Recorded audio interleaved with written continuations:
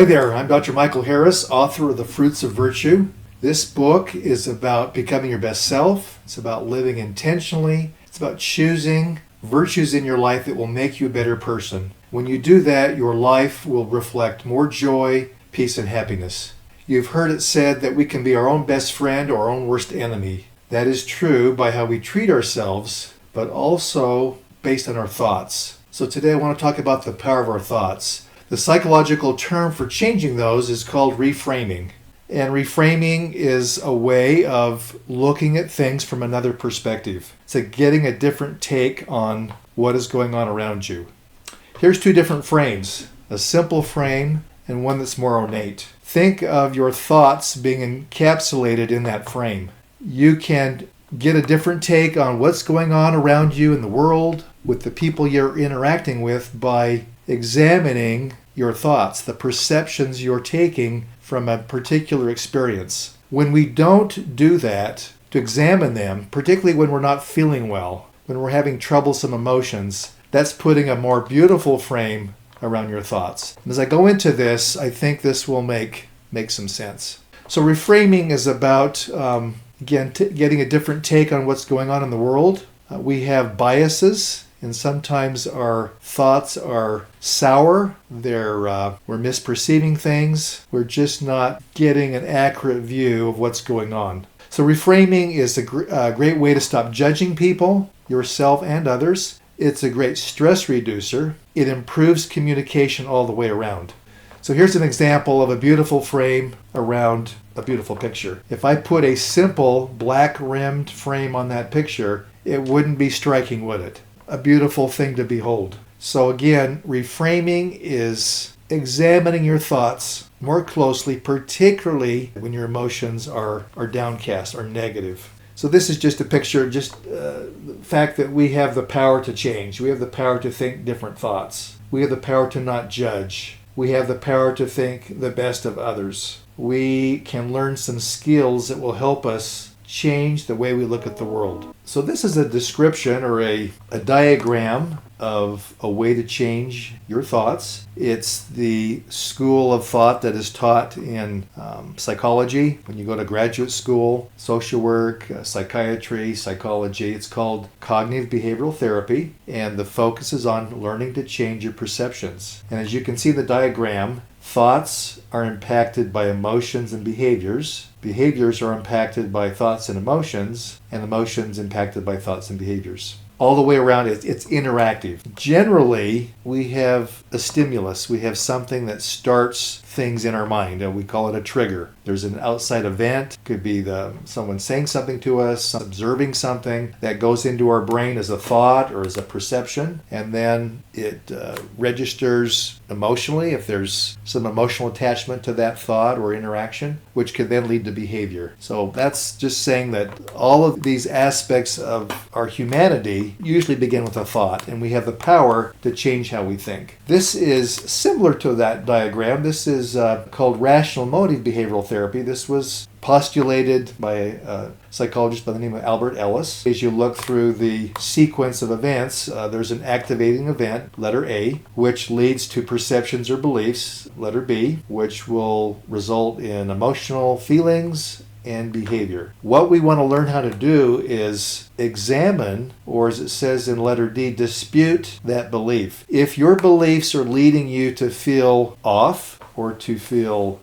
some kind of negative emotion, that's an indication you might be having some irrational beliefs. Not always, but often. And so we need to ask ourselves, is there some other information that I could have that would be different than what I'm thinking at this time? So, for example, say a woman smiles at you, you're in a store, and your first perception is, she likes me. Maybe she does, but maybe she's just a happy person and she smiles at many people. Maybe she's smiling at a person right behind you and you think she's smiling at you. So, again, perceptions formulate and constitute our actions and our emotions, but they sometimes are not accurate. I want to tell you a story about a man named Stephen Callahan. He was an adventuresome type. He was going to sail in his sailboat from the Canary Islands off the coast of Spain into the Caribbean, into an island called Antigua. And he had built this sailboat. He had put some blood, sweat, and tears into crafting this sailboat. He was alone, a solo adventure, and it was nighttime when he heard a crash, and he immediately discovered that water was coming aboard. He realized that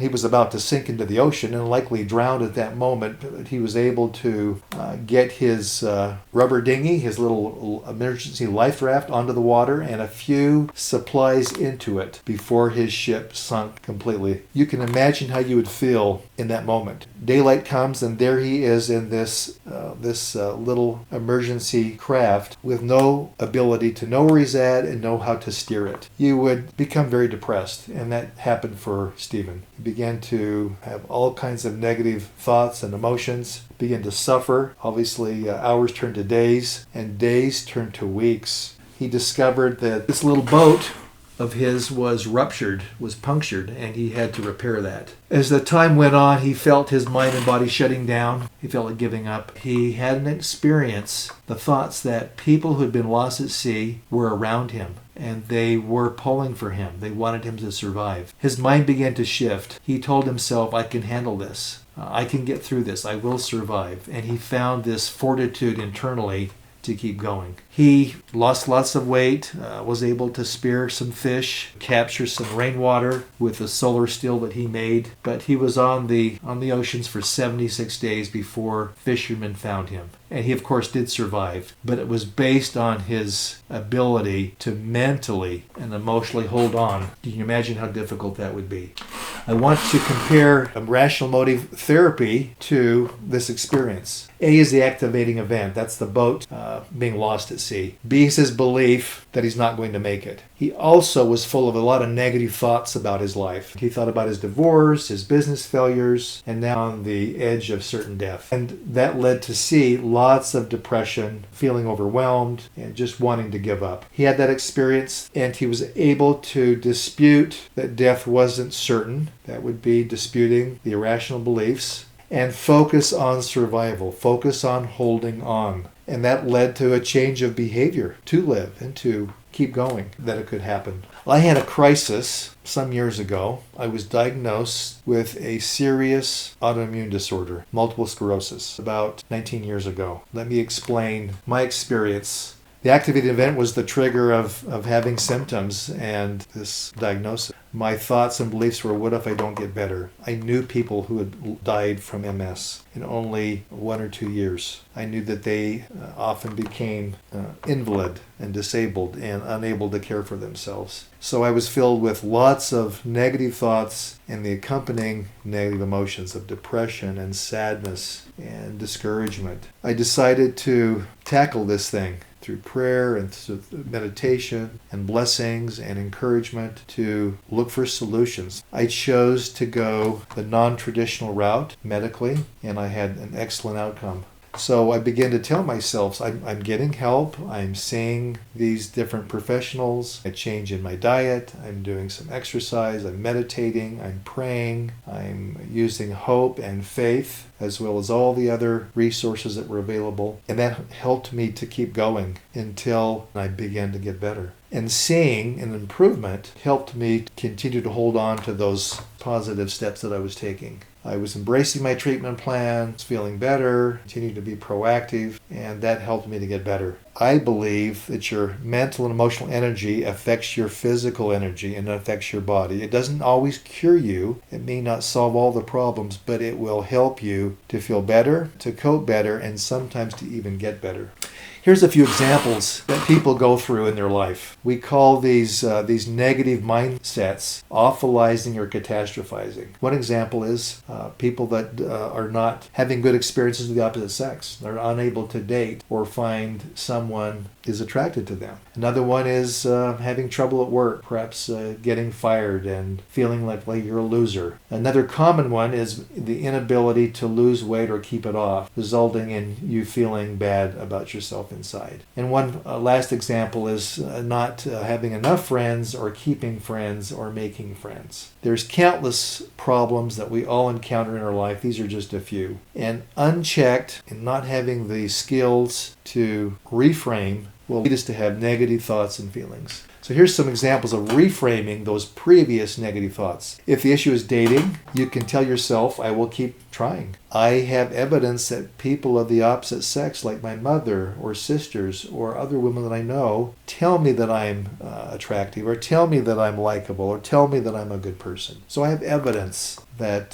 that isn't completely true, that I can't find a date. Maybe I need some help in learning how to interact with the opposite sex and learning how to communicate, etc. Being fired from a job, that could be just one job. This might be a chance for me to do something that I really value, that I'm really more interested in. So a job is a job. It's not my entire life. Other jobs can be found, and it doesn't determine my value. Being overweight is a common problem in life. Maybe I can learn to see myself with value irrespective of my size. There's a lot of acceptance now in the world for people's size regardless of their profile. Making friends, that is certainly a skill that can be improved. Maybe one or two good friends is sufficient. Maybe I can learn the skills with a personal coach or a therapist. So what we input into our mind when we're feeling depressed and sad and bad will change the outcome of those emotions and future behaviors that we can take.